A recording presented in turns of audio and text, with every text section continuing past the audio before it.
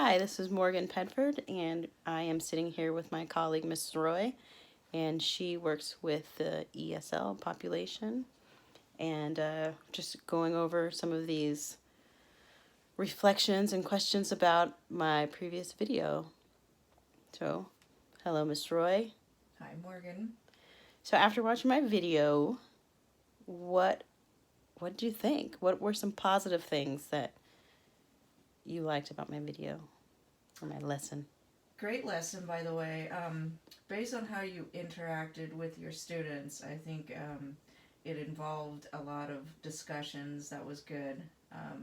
One thing I thought was could be helpful was maybe you could rephrase some of the questions to get other students to interact. I think I saw two or three that were very vocal, but I would like to see others to speak up a little bit. Okay, okay. Thank you, thank you. I'll have to do that. You know, it gets a little tricky trying to get all of the students involved, so just rephrasing those questions could be helpful. Let's see. Huh. Are there any other things that would be helpful? Which ways that I could support students so that they all can grasp the content?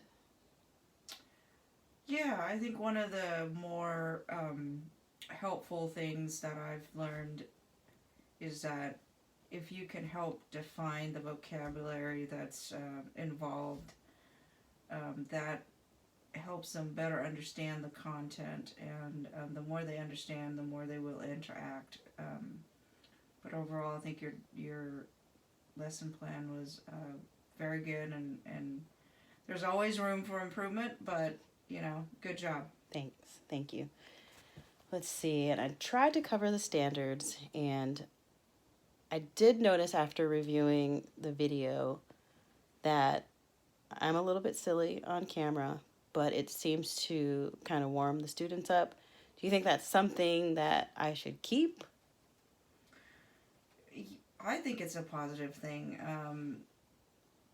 There's lots of things that are very serious in life, and I think the sillier you are, it does open up the kids to feel relaxed, and if they are relaxed and comfortable, I think it gives them a lot of positive feeling, and they will want to interact. I think as long as you keep the closure towards the end of your lesson plan and kind of point out some of the things they should take away.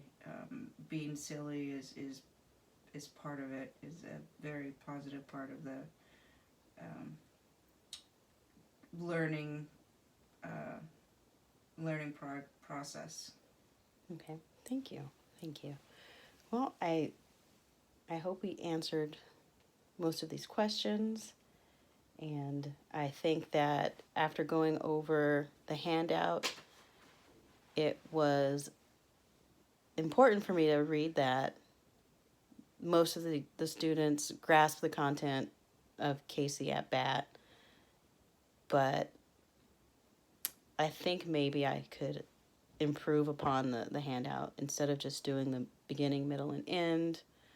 What do you think would be another way to to kind of check for understanding if I'm just giving a handout and having the students tell me what happened at the beginning and the middle and the end?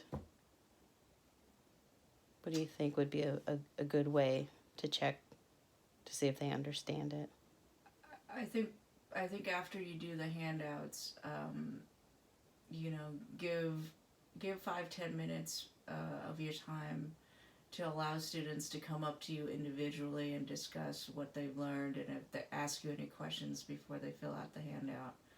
I think that'll tie what they understood from the lesson, and if you can reaffirm some of their questions, they'll have a better understanding of it.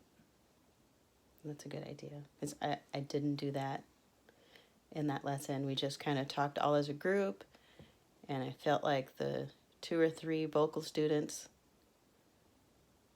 really had a lot to say, and the two that were very talkative until I hit record, kind of really got silent. So I think that's a good idea. They probably would have benefited a lot more if they came up to me after or during. Okay. Well, thank you for your input. Thank you for your time. And You're welcome. yeah, thank you. Thank you.